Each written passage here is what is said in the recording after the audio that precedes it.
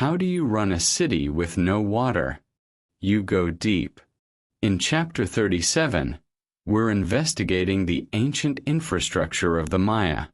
We've reached the ruins of Skok, and Stevens is obsessed with finding the secret well. The locals are terrified of the place, talking about spirits and dark winds. But we're going in anyway. You know the drill. Subscribe, hit that like, and keep the mission moving. Shout out your home base in the comments. Who's riding through the dark zone with us today? We're looking at the hidden lifeline. Stevens is realizing that the Maya weren't just artists. They were hardcore engineers. Finding this well is the key to understanding how thousands of people lived in a forest that's dry as a bone for 6 months a year. It's a high-stakes scavenger hunt in the pitch black. Turn it up. The torches are lit. Let's move. Chapter 37. Among the Indians who came out to escort us to the village was one whom we had not seen before, and whose face bore a striking resemblance to those delineated on the walls of the buildings. In general, the faces of the Indians were of an entirely different character, but he might have been taken for a lineal descendant of the Parish race. The resemblance was perhaps purely accidental, but we were anxious to procure his portrait. He was, however, very shy and unwilling to be drawn. Mr. Catherwood, too, was worn out, and in the confusion of removing, we postponed upon his promising to come to us at the village, but we could not get hold of him again. We left behind our kitchen furniture, consisting of the 3 stones which one put together the first day of our residence, vessels of pottery and calabashes, and also our beds for the benefit of the next comer. Everything susceptible of injury from damp was rusty or moldy, and in a ruinous condition. We ourselves were not much better, and with the clothes on our backs far from dry, we bade farewell to the ruins. We were happy when we reached them, but our joy at leaving them burst the bounds of discretion, and broke out into extravagances poetical, which, however, fortunately for the reader, did not advance much beyond the first line.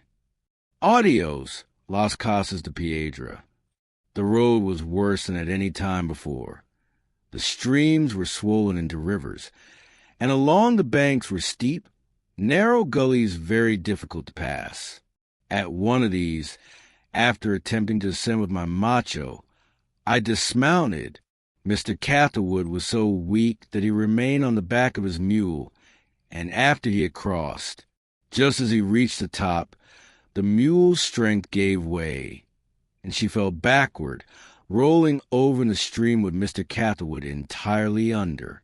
Pawling was behind, and at that time in the stream. He sprang out and extricated Mr. Catherwood, unhurt, but very faint, and, as he was obliged to ride in his wet clothes, we had great apprehensions for him. At length we reached the village, when, exhausted by hard and unintermitted labor, he gave up completely, and took the bed and the medicine chest. In the evening, nearly all my friends of the dinner party came to see us. That one day had established an intimacy.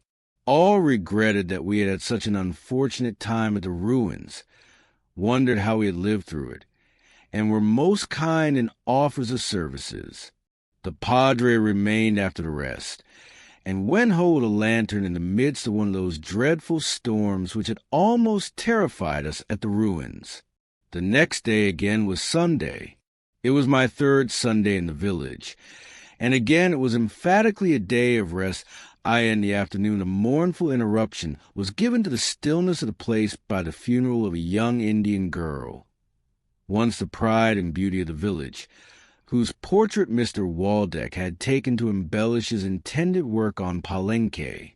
Her career, as often happens with beauty in higher life, was short, brilliant, and unhappy. She had married a young Indian, who abandoned her and went to another village. Ignorant, innocent and unconscious of wrong. She was persuaded to marry another, drooped, and died. The funeral procession passed our door. The corpse was home on a rude bier, without coffin, in a white cotton dress, with a shawl over the head, and followed by a slender procession of women and children only. I walked beside it, and heard one of them say, "Bueno Cristiano," to attend the funeral of a poor woman. The bier was set down beside the grave, and in lifting the body from it, the head turned on one side, and the hands dropped. The grave was too short, and as the dead was laid within, the legs were drawn up. Her face was thin and wasted, but the mouth had a sweetness of expression which seemed to express that she had died with a smile of forgiveness for him who had injured her. I could not turn my eyes from her placid but grief-worn countenance, and so touching was its expression that I could almost have shed tears. Young, beautiful, simple, and innocent, abandoned and dead, with not a mourner at her grave. All seemed to think that she was better dead. She was poor and could not maintain herself. The men went away, and the women and children with their hands scraped the earth upon the body. It was covered up gradually and slowly. The feet stuck out, but then all was buried but the face. A small piece of muddy earth fell upon one of the eyes, and another on her sweetly smiling mouth, changing the whole expression in a moment. Death was now robed with terror. The women stopped to comment upon the change. The dirt fell so as to cover the whole face except the nose, and for 2 or 3 moments this alone was visible.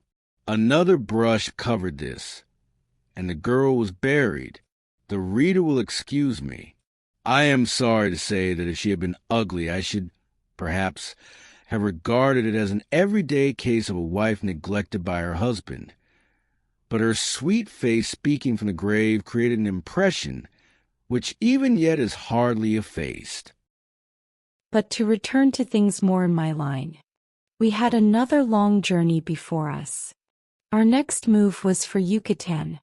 From Mr. Catherwood's condition I had great fear that we should not be able to accomplish what we purposed. But at all events, it was necessary to go down to the sea coast. There were 2 routes, either by Tabasco or the Laguna to Campeche, and war again confronted us. Both Tabasco and Campeche were besieged by the liberals, or as they were called, the revolutionists.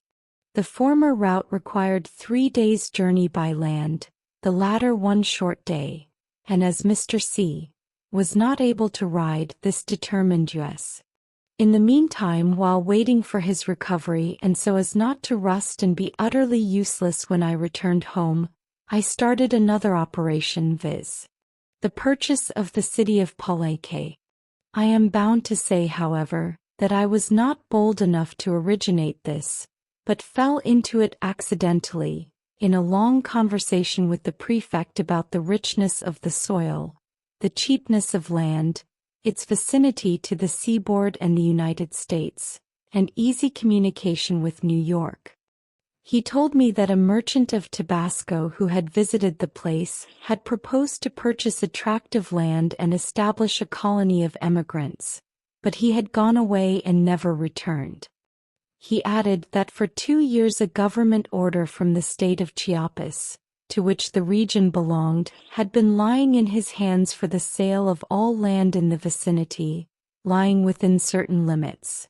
But there were no purchasers and no sales were ever made. Upon inquiry I learned that this order in its terms embraced the ground occupied by the ruined city. No exception whatever was made in favor of it. He showed me the order, which was imperative, and he said that if any exception was intended, it would have been so expressed. Wherefore he considered himself bound to receive an offer for any portion of the land. The sale was directed to be by appraisement, the applicant to name 1 man, the prefect another, and if necessary they 2 to name a third, and the application with the price fixed and the boundaries, was to be sent to Ciudad Real for the approval of the governor and a deed.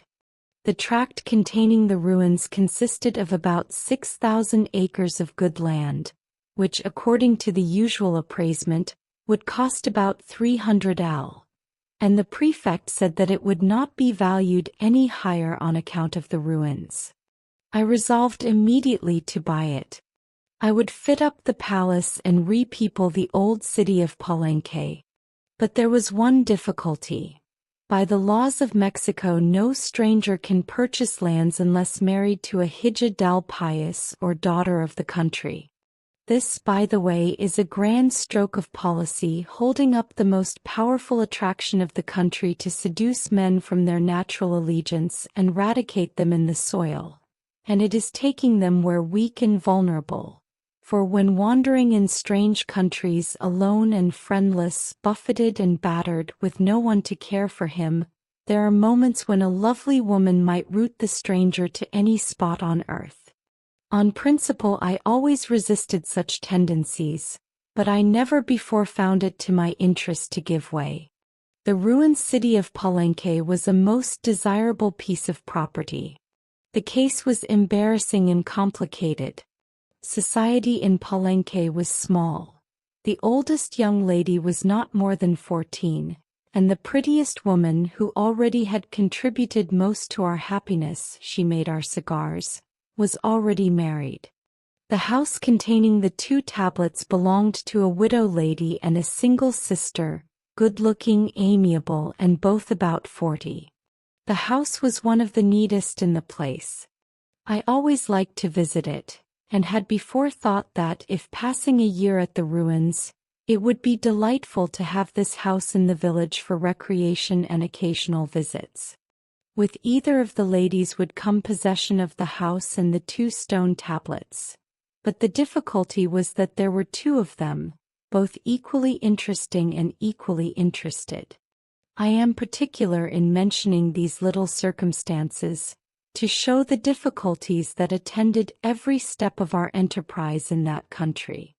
There was an alternative, and that was to purchase in the name of some other person, but I did not know anyone I could trust. At length, however, I hit upon Mr. Russell, the American consul at Laguna, who was married to a Spanish lady, and already had large possessions in the country, and I arranged with the prefect to make the purchase in his name.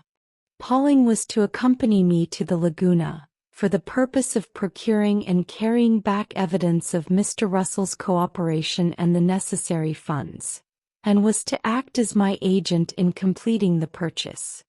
The prefect was personally anxious to complete it. The buildings, he said, were fast going to decay, and in a few years more would be mounds of ruins. In that country they were not appreciated or understood, and he had the liberal wish that the tablets of hieroglyphics particularly might find their way to other countries, be inspected and studied by scientific men, and their origin and history be ascertained. Besides, he had an idea that immense discoveries were still to be made and treasures found, and he was anxious for a thorough exploration, in which he should himself cooperate. The 2 tablets which I had attempted to purchase were highly prized by the owners, but he thought they could be secured by purchasing the house, and I authorized him to buy it at a fixed price. In my many conversations with the prefect, I had broached the subject of making casts from the tablets. Like every other official whom I met, he supposed that I was acting under a commission from my government, which idea was sustained by having in my employ a man of such character and appearance as Pawling, though every time I put my hand in my pocket, I had a feeling sense that the case was far otherwise. In the matter of casts, he offered every assistance, but there was no plaster of Paris nearer than the Laguna or Campeche, and perhaps not there. We had made an experiment at the ruins by catching in the river a large quantity of snails and burning the shells, but it did not answer. He referred us to some limestone in the neighborhood, but this would not do. Pawling knew nothing of casting. The idea had never entered his mind before, But he was willing to undertake this. Mr. Catherwood, who had been shut up in Athens during the Greek Revolution when it was besieged by the Turks, and in pursuing his artistical studies had perforce made castings with his own hands, gave him written instructions, and it was agreed that when he returned with credentials from Mr. Russell, he should bring back plaster of Paris. And, while the proceedings for completing the purchase were pending, should occupy himself in this new branch of business. On the 4th of June, we took our final departure from Palenque. Don Santiago sent me a farewell letter, enclosing, according to the custom of the country, a piece of silk, the meaning of which I did not understand, but learned that it was meant as a pledge of friendship, which I reciprocated with a penknife. The prefect was kind and courteous to the last. Even the old alcalde, drawing a little daily revenue from us, was touched.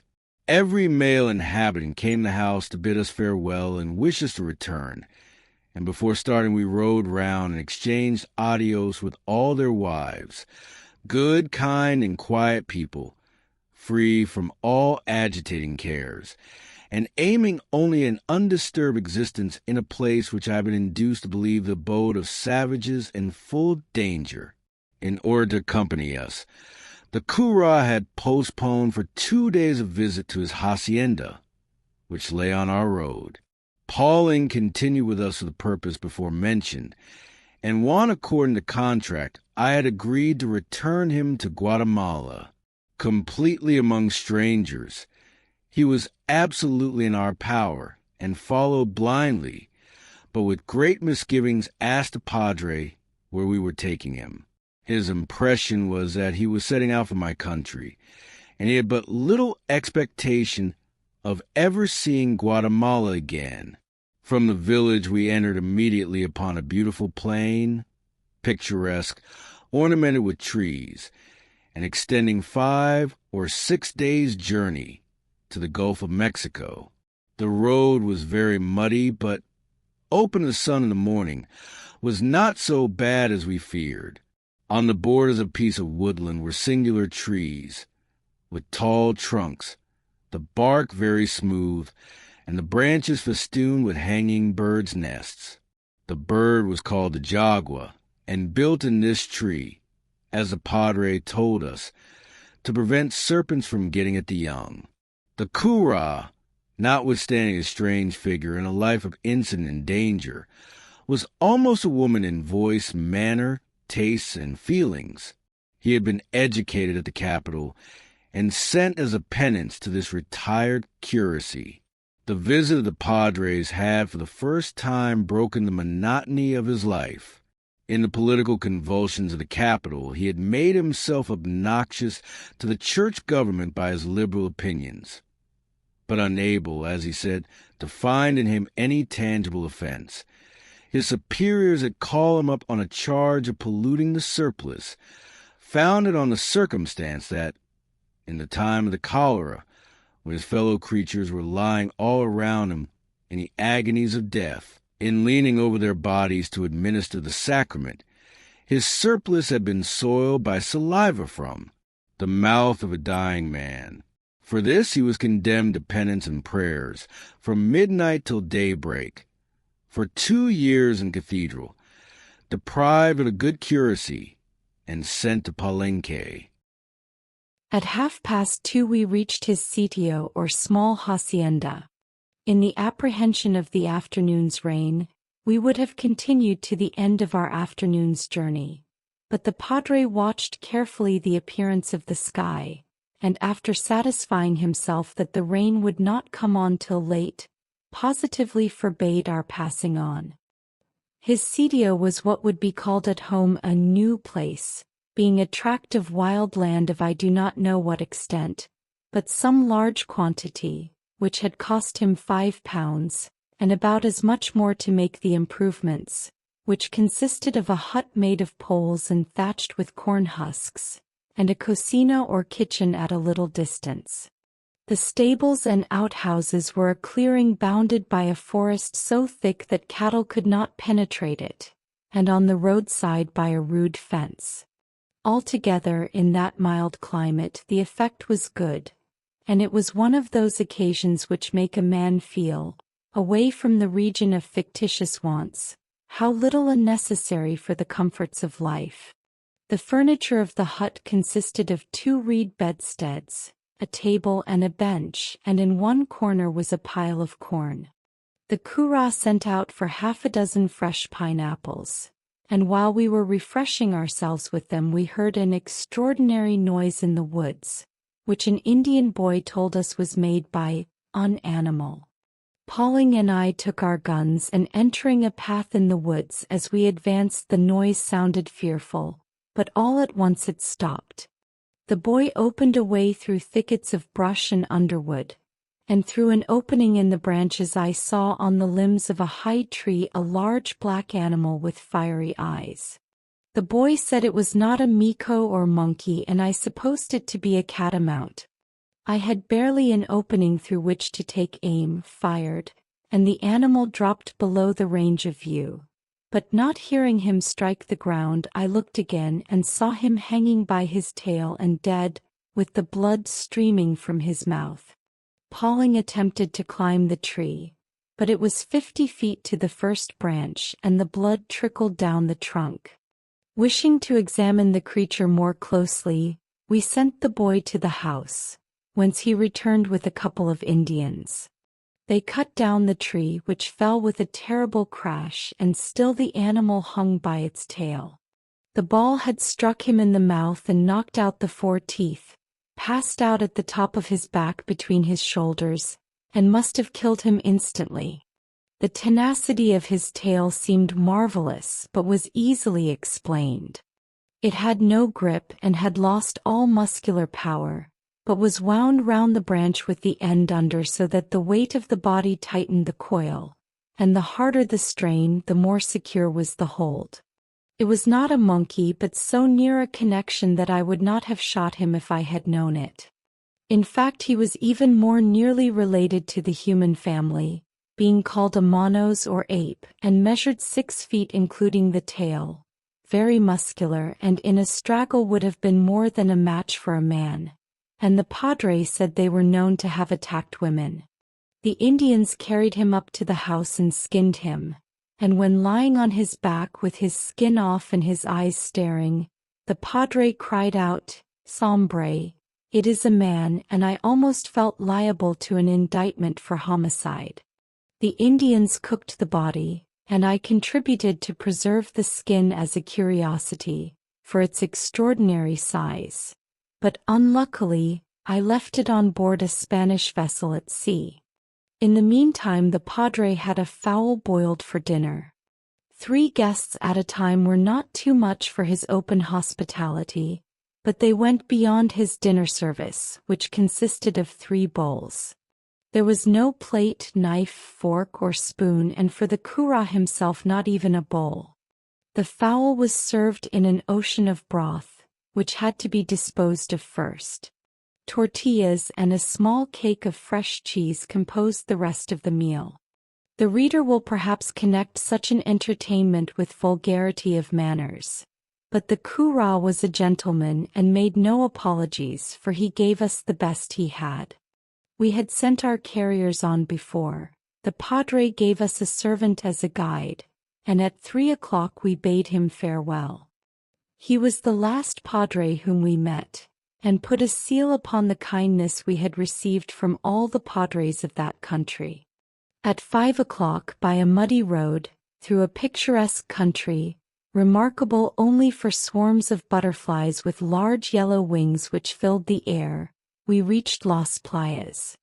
This village is the head of navigation of the waters that empty in this direction into the Gulf of Mexico. The whole of the Great Plain to the sea is intersected by creeks and rivers, some of them in the summer dry, and on the rising of the waters overflowing their banks. At this season the plain on one side of the village was inundated and seemed a large lake. The village was a small collection of huts upon what might be called its banks. It consisted of one street or road, grass-grown and still as at Palenque, at the extreme end of which was the church, under the pastoral care of our friend the Padre.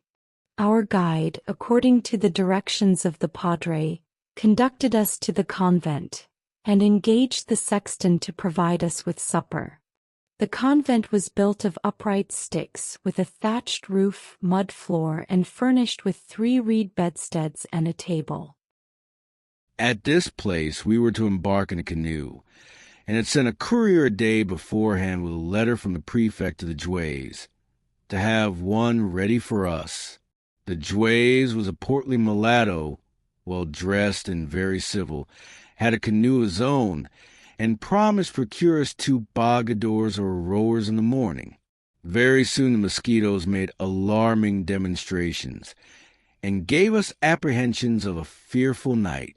To make a show of resistance, we built a large fire in the middle of the convent. At night the storm came on with a high wind, which made it necessary to close the doors. For 2 hours we had a tempest of wind and rain, with terrific thunder and lightning.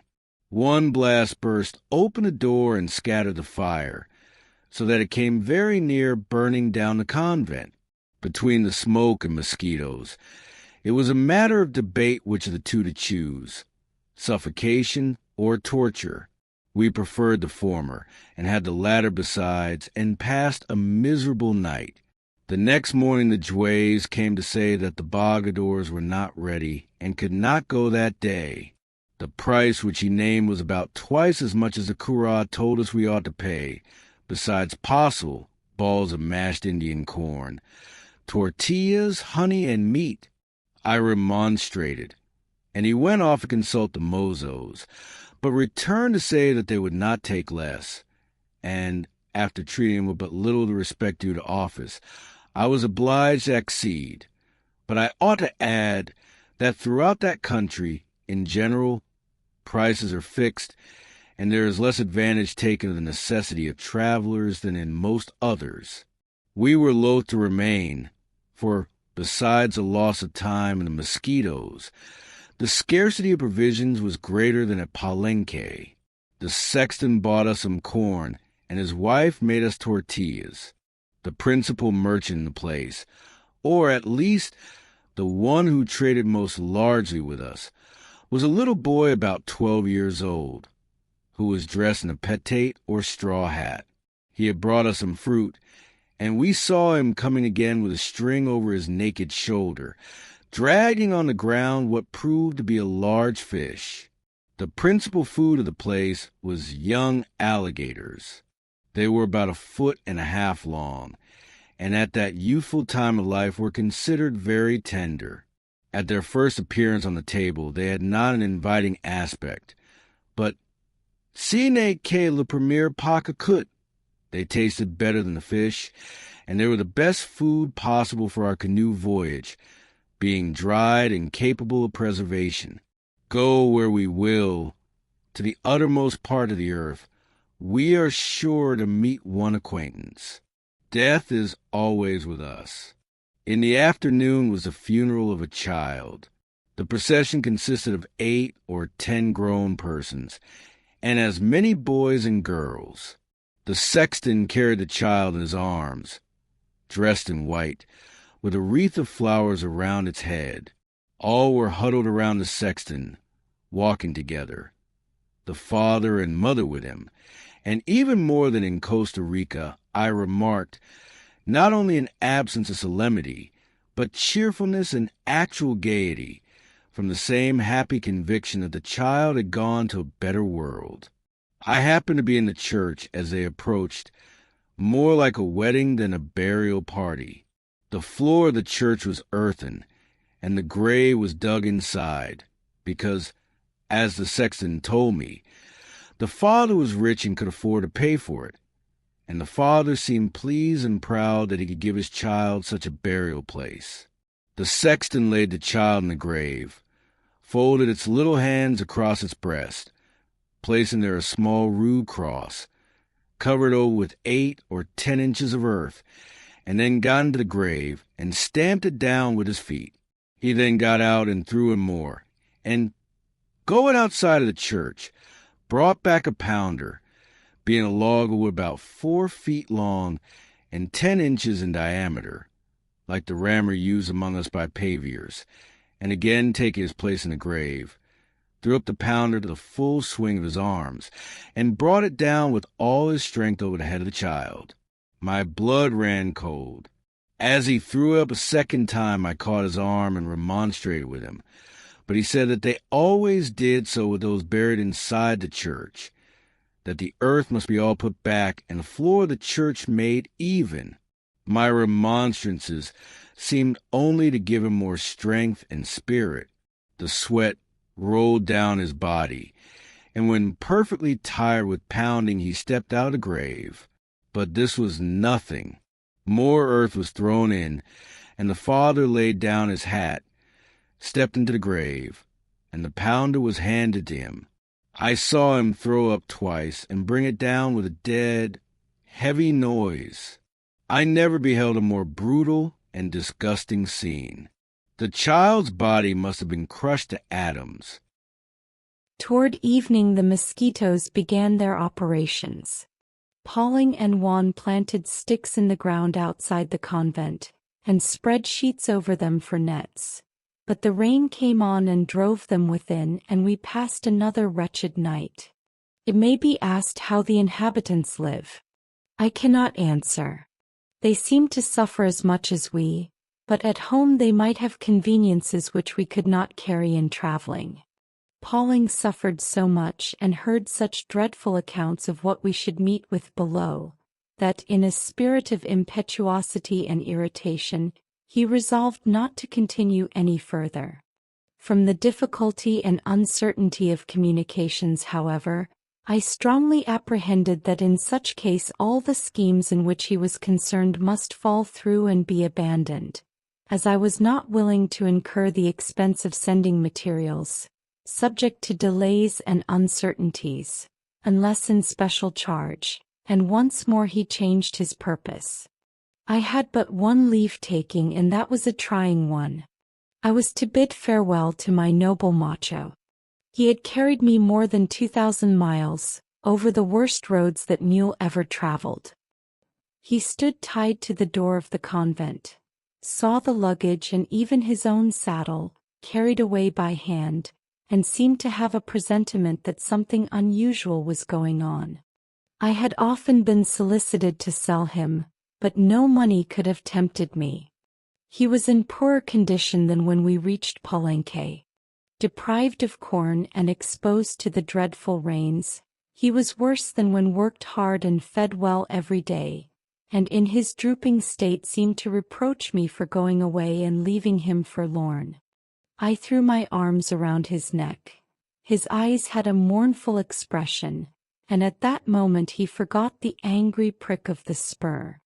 I laid aside the memory of a toss from his back and ineffectual attempts to repeat it, and we remembered only mutual kind offices and good fellowship.